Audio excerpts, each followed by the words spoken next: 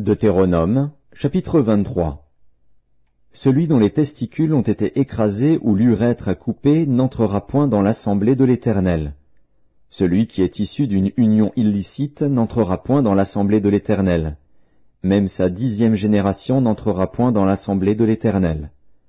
L'Ammonite et le Moabite n'entreront point dans l'assemblée de l'Éternel, même à la 10e génération et à perpétuité, parce qu'ils ne sont pas venus au devant de vous avec du pain et de l'eau, sur le chemin, lors de votre sortie d'Égypte, et parce qu'ils ont fait venir contre toi à prix d'argent Balaam, fils de Béor, de Pétor en Mésopotamie, pour qu'il te maudisse.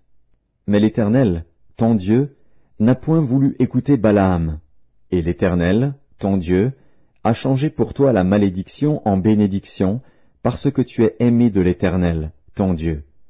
Tu n'auras souci ni de leur prospérité, ni de leur bien-être, tant que tu vivras, à perpétuité. Tu n'auras point en abomination l'Édomite, car il est ton frère.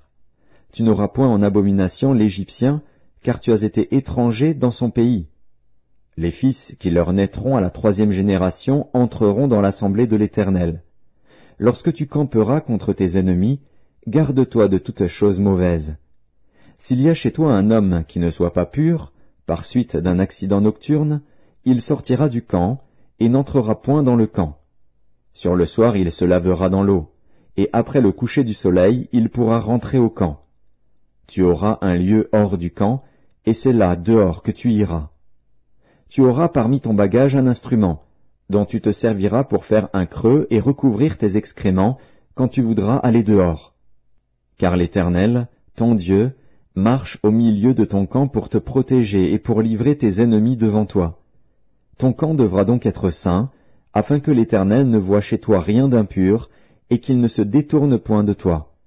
Tu ne livreras point à son maître un esclave qui se réfugiera chez toi après l'avoir quitté. Il demeurera chez toi, au milieu de toi, dans le lieu qu'il choisira, dans l'une de tes villes, où bon lui semblera. Tu ne l'opprimeras point. Il n'y aura aucune prostituée parmi les filles d'Israël, et il n'y aura aucun prostitué parmi les fils d'Israël. Tu n'apporteras point dans la maison de l'Éternel, ton Dieu, le salaire d'une prostituée ni le prix d'un chien, pour l'accomplissement d'un vœu quelconque, car l'un et l'autre sont en abomination à l'Éternel, ton Dieu. Tu n'exigeras de ton frère aucun intérêt ni pour argent, ni pour vivre, ni pour rien de ce qui se prête à intérêt. Tu pourras tirer un intérêt de l'étranger, mais tu n'en tireras point de ton frère, afin que l'Éternel, ton Dieu, te bénisse dans tout ce que tu entreprendras au pays dont tu vas entrer en possession. Si tu fais un vœu à l'Éternel, ton Dieu, tu ne tarderas point à l'accomplir, car l'Éternel, ton Dieu, t'en demanderait compte, et tu te chargerais d'un péché. Si tu t'abstiens de faire un vœu, tu ne commettras pas un péché, mais tu observeras et tu accompliras ce qui sortira de tes lèvres, par conséquent les vœux que tu feras volontairement à l'Éternel, ton Dieu, et que ta bouche aura prononcés. Si tu entres dans la vigne de ton prochain, tu pourras à ton gré manger des raisins et t'en rassasier, mais tu n'en mettras point dans ton vase.